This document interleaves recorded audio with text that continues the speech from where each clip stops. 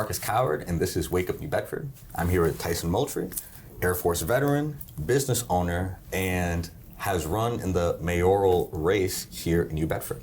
Okay, Tyson, again, great to have you. Hey, glad to be here. So, pleasure talking about part one. So to go into part two, if we can finish with your military service. Absolutely. So how long were you in the Air Force? 8 years. 8 years? Yes. Okay. So successful 2 contracts? No, so I did a 6-year contract and then 2 years on IRR. Sure. Okay. They finished that out at 8 years. So I got out in October of 2018. So that's somewhat recent. Yeah. Okay, so you're young. I mean, I didn't know how old you were. You know, it's never safe to assume. But okay, all right. So that was really recent. Right. So, finished with the military. Yes. Okay, and do you feel like And by the way, that is where I met my wife as well. Amazing. Yes. Okay. Yes. How big of a motivation were the benefits for the military, and how well did that set you up afterwards? I wouldn't say it was the strongest motivator. Sure. But once you're in and you discover all of the things that the military can offer and does have, you go, well, I'm here. I may as well try to make the most of it. Absolutely. You know, whether that's VA loans, GI Bill. We had the post 9/11 bill, which you could pass those on to your kids. So even if I wasn't, looking to use it for my college education, well, I can hand that down to my kids. Military discounts, even, you know what I mean? Come into play, save you a little bit of money throughout life. Absolutely. TRICARE, being able to have health insurance there. All of those things were definitely benefits, but the initial thought process was just reset who you are. Get more in touch with your core values. So, yeah. Likewise, I joined the military it was during 2021, I really needed a hard life reset, and so I can really relate to that. All right, look at that. And so, when you left the military, did you go back to Springfield? No. So when I left the military, we actually lived in Fall River as of 2014. Sure. Okay. And so I was in Fall River all that time, and then hopped on over to New Bedford after that. Where were you stationed for the Air Force? So Oklahoma City, Keesler Air Force Base, South Carolina, Pensacola. Got to move around a little bit. Yeah. And do you have a favorite place that you were able to go while you were in the Air Force? Sleeper City, Oklahoma City. Really? Yes. Why? Tell me about that. Just the culture surrounding it, which you wouldn't. At least I say we. No, I wouldn't expect it. I'm not including we. No. Absolutely. Some people may know a lot about Oklahoma. Sure. I knew nothing. Me neither. And so the different foods that were down there, the music scene, like the nightlife. At the time I was there, maybe I hit it at a good time because I was down there when OKC was in the NBA Finals. Sure. Yeah. So like the city was just electric. You know what I mean? Everyone was happy, cheering. So I feel like I caught it at a great moment. Yeah, absolutely. The weather there was a little iffy sometimes. Yeah. I'd come outside and the car would be dented from a hailstorm. Oh no! Wow. Things like that. That's crazy. Yeah, the tornadoes, things. But overall, just being in that area was great. I had a lot of fun down there. Got to go with brothers that I traveled with from basic. Yeah. And so it was like, oh, my bro's here. Yeah, absolutely. No, that's huge. We can really have fun and cut up. Yeah. Okay, so you're in Fall River when you get back. Okay. How do you make the transition to New Bedford? So to be honest with you, I was in Fall River.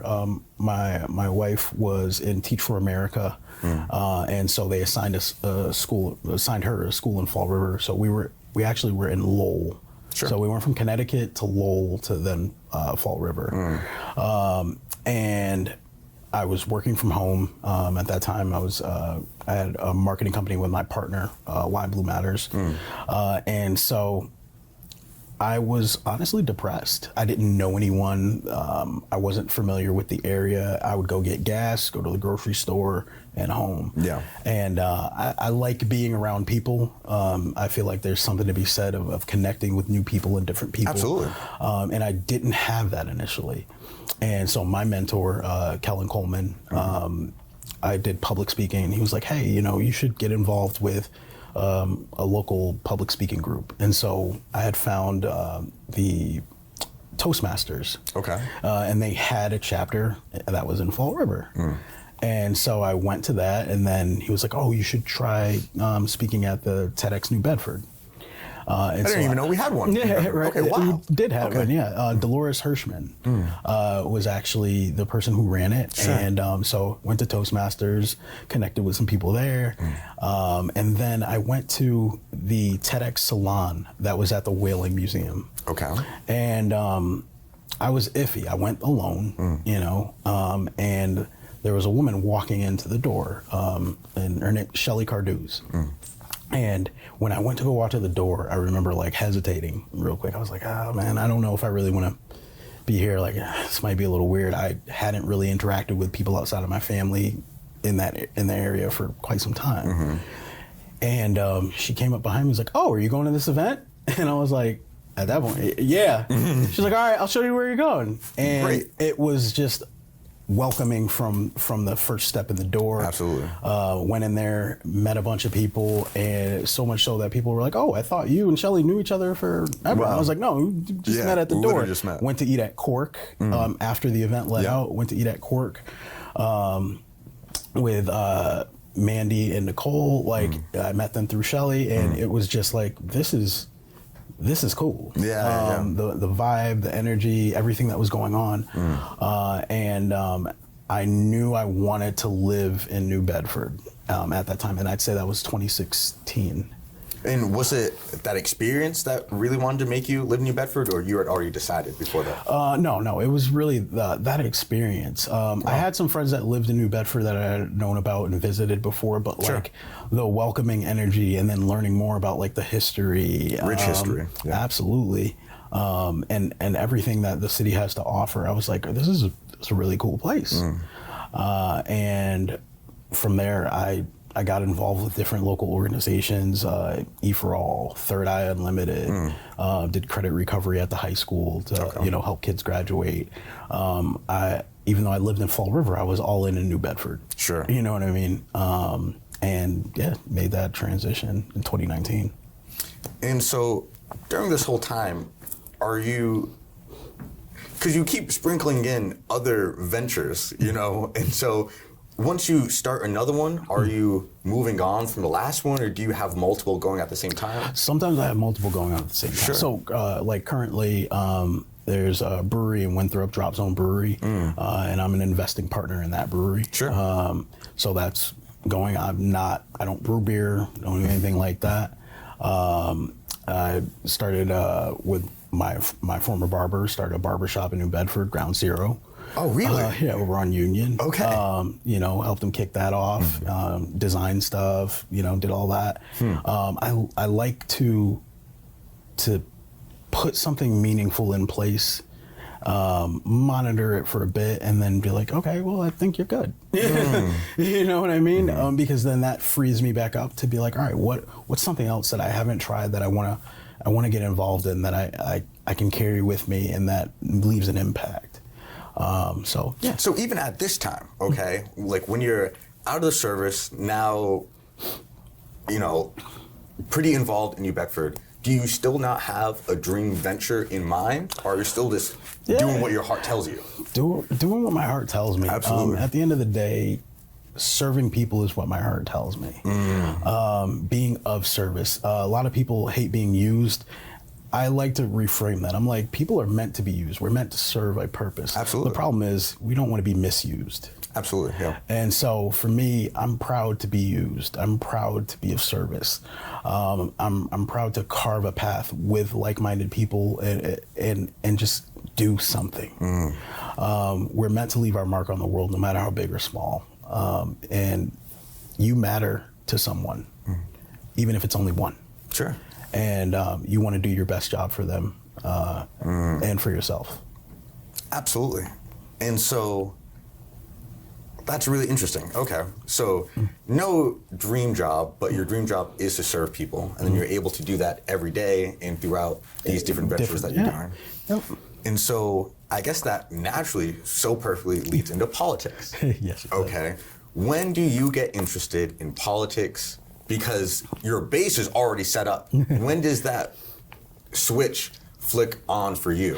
So it's funny. The switch flipped when I was still in Fall River. Okay. And at that time, Jazel Correa, stuff was going on with him. And there's a gentleman out there, CJ Ferry, and he was like, I think you should run for mayor of Fall River. And I was like, I don't know about that. I don't know if I'm going to be in Fall River that much longer. Sure. Like it was right on that cusp. And through just working with different organizations and kind of picking up and seeing what the city had as far as opportunity goes and what people were asking for and wanting done and not seeing it happen.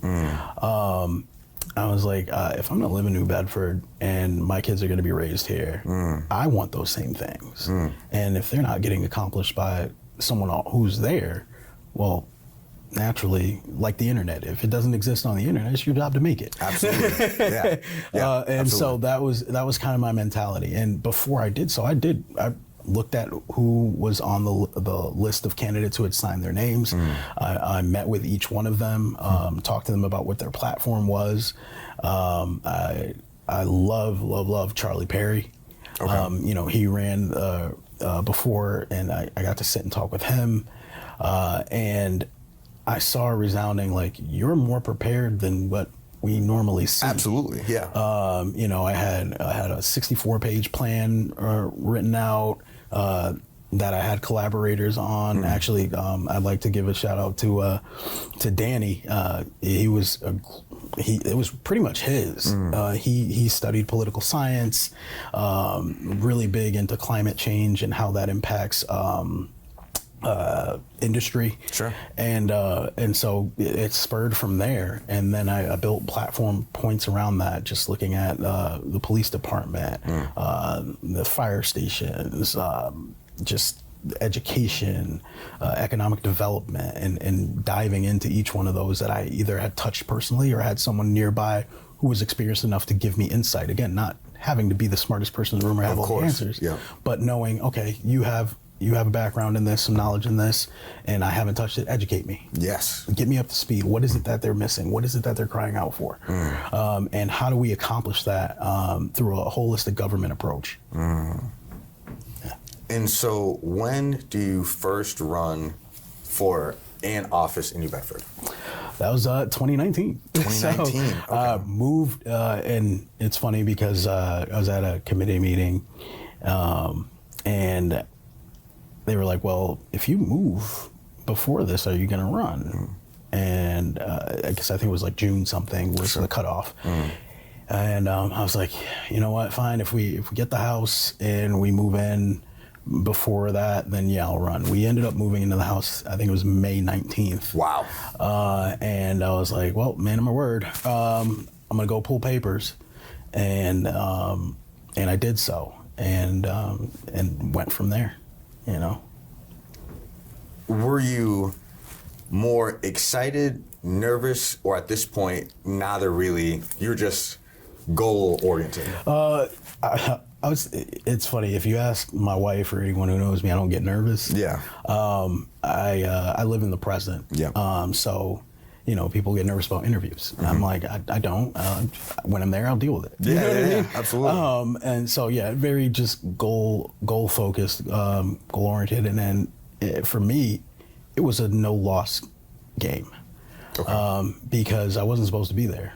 Sure. And when you aren't supposed to be somewhere, you get to be a little bit braver. No one expected me to be there. No one thought I would have a plan. So it was pretty much like, got nothing to lose. Nothing to lose. Yeah. But I did have a vision. Yes, clearly. And so I was like, you know what? I want people to see it. And if they agree, hopefully they'll pick me. And so how did that go for people? First run, I mean, made it to the general final ballot, myself and Mitchell, and about 25% of the vote there. That was in 2019.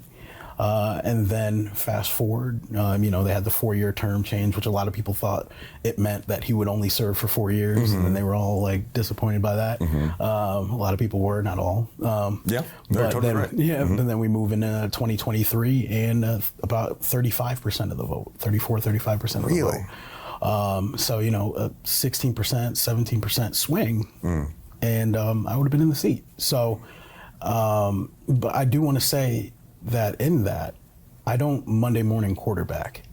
If I lost the election, I lost the election. But I put my belief and faith in whoever wins, because at the end of the day, I still have to live here. Sure. I don't want him to fail. Yeah. Because if he fails, I fail. I'm going to bear the brunt of that. It may not change his life, but it can change my children's lives. It can change your life. It can change the next person's life. So I want him to succeed. I want him to have wins and victories and be fired up every day that he goes into the city hall. I want that for him, because that's what I would be. Absolutely. And you want that for the people. Right. Yes. Absolutely. You've gotta still want the victory, because I believe that what we get, what we want, not always how we want it. And so if I'm not the one who can deliver it and he can, then please deliver it. And a lot of what you were talking about has been going on in the last few years. And so, which I find ironic. Yeah. And so I don't want to know, like you might have been the motivation for it, but you definitely were on the right track and would have done amazing things. And so I'm just both disappointed, but now not so much shocked. Yes. I got involved with this, and I'm getting involved in local politics since I've gotten out of the Army in 2022. Right. In just the local scene, learning who everyone is, the city councilors, school committee, who the mayor is. And not a lot of people are doing that. Especially not a lot of young people, okay? And they'll only know maybe actually who the mayor is. A lot of people don't even know their counselors, who the counselors, or nothing. What ward. Okay, nothing. And so it's actually super shocking and disappointing. And so when I was getting ready for this interview, but even before, like I said, I've been doing some research, and I found out that I found out about you months ago.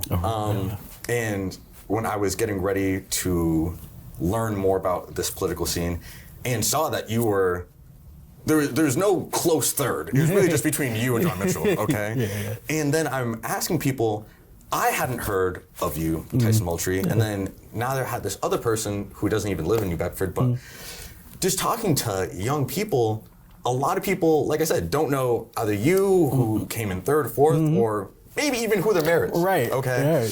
So more of the story, most of the votes came from really like 2 wards. Okay. And then all the other ones really combined were maybe those 2 wards. Right. And so I'm assuming if I did talk to voting adults in those wards, they absolutely would know who you were. Oh, absolutely. And so I'm just talking to not the wrong people, but just uninformed. So what's interesting is after the first time, we started an organization, Vote New Bedford, and there was a lot to be said. They were like voter education and all this, and I said, because they're like, they're apathetic voters, and I said, no, they're alienated voters. The problem isn't that people know and just aren't doing anything. The problem is people don't know. They don't know. And part of that has to do with, like you mentioned, a lot of the votes coming from certain, a couple of wards. Yeah. Politicians like to market to who they know is going to turn out. Correct. Yeah. And so a lot of wards get left behind because they don't turn out to vote. So they don't get signs in their neighborhood everywhere, knowing that an election's coming up. There might be a couple, but then you become sign blind when there's 20 signs and you're like, what does that mean? And a lot of people look by that, and intentionally, some of the counselors are like, no, don't even waste your time putting anything there. I've heard that myself. Yeah, and I was of the mindset of I'm not wasting my time. I'm going to serve these people. Yes. They should know something. Yes. Yeah. And so I'll put my door hanger or pamphlet or sign in an area where they're like, they don't vote. Doesn't matter. Someone should be sending a bat signal to them, letting them know something important that could affect you is happening. And that someone cares about you. Right. Yes, absolutely. And so, that may not have been the best approach, but I feel like they should still know.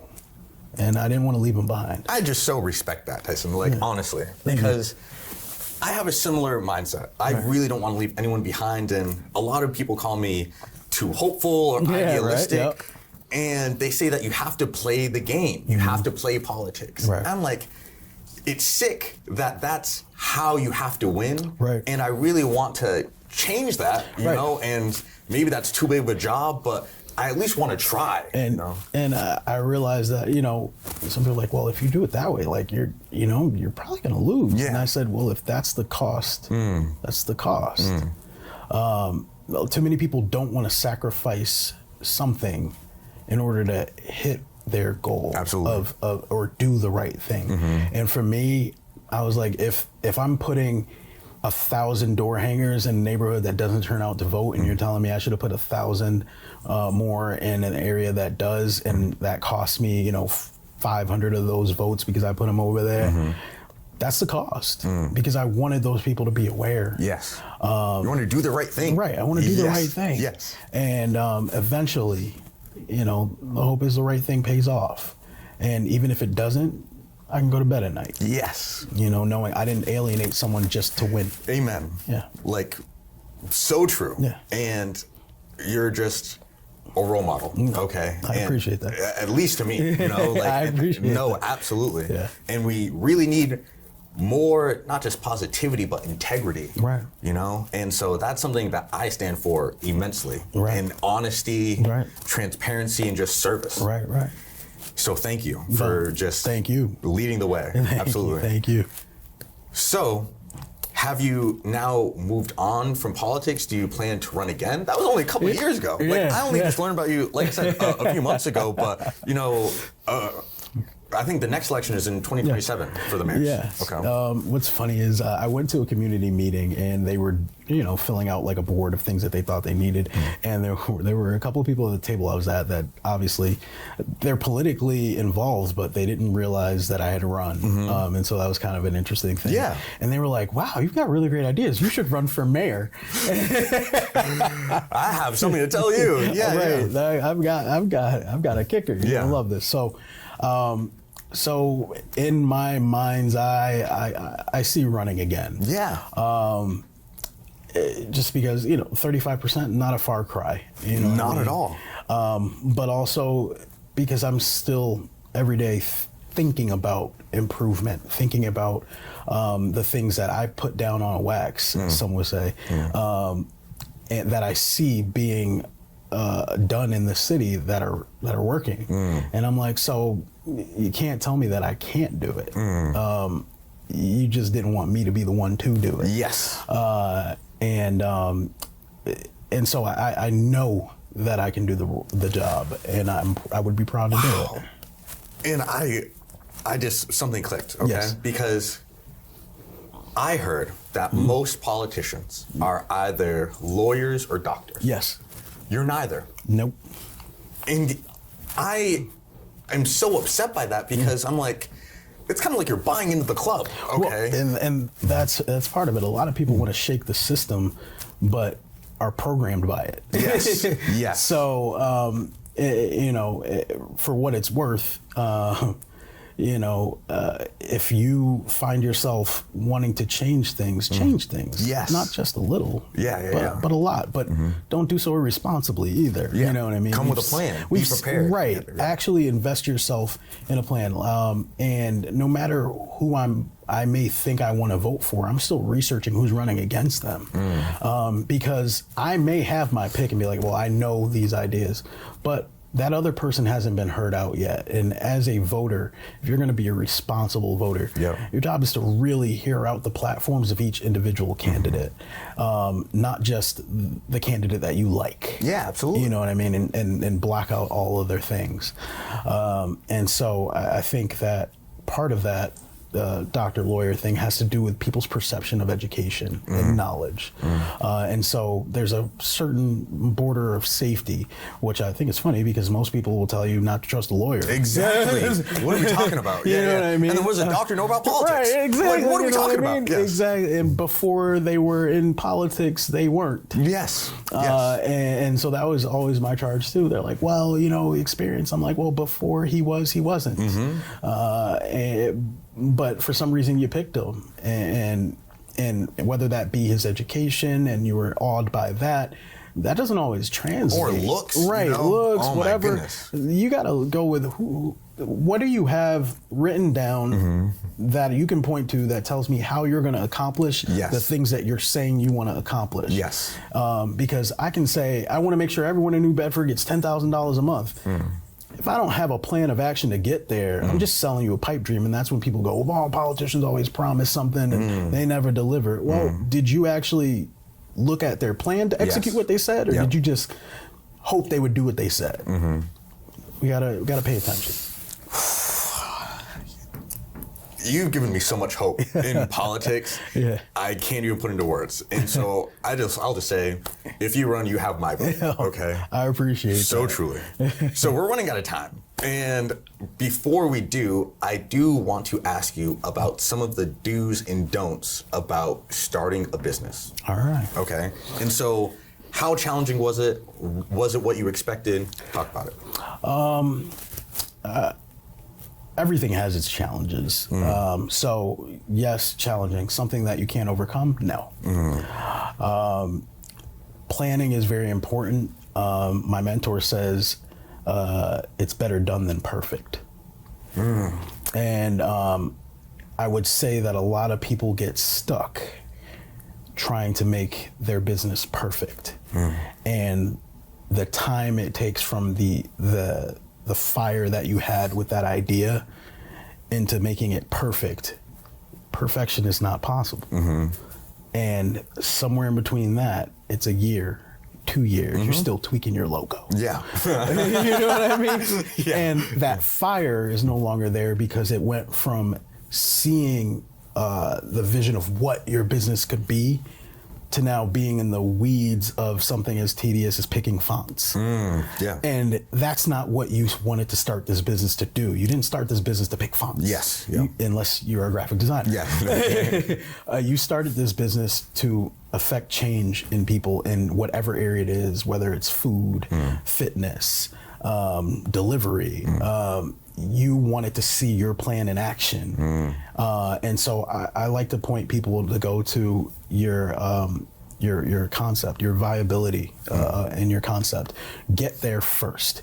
If you want to start a bracelet making business, the idea isn't to get your logo right, get the website up. The idea is make a bracelet, make 3, go out, see if someone wants to buy it. If someone will buy your bracelet for $10, you have proof of concept. Someone will do it. All you have to do is figure out, how do I repeat that process 1,000 times a month? And that's your goal. That was something that I learned in finance, actually, from one of my friends. So he sold his first insurance policy, and his commission on it was like $100. And the person that was training was, I know it's not the biggest sale, but, if you work at it, you'll find bigger policies. He goes, no. I sat down for 90 minutes and made $100. He said, I just got to do this 100 more times. Absolutely. Or whatever the case. Absolutely. So he proved to himself that he could do it, and then honed in on, how do I make this replicable? And that's what will win in business. That system and how you can repeat the process. So I would say a big do in there is don't get lost, or don't. Is don't get lost in the weeds of your business. Remember why you started this and what you wanted it to be.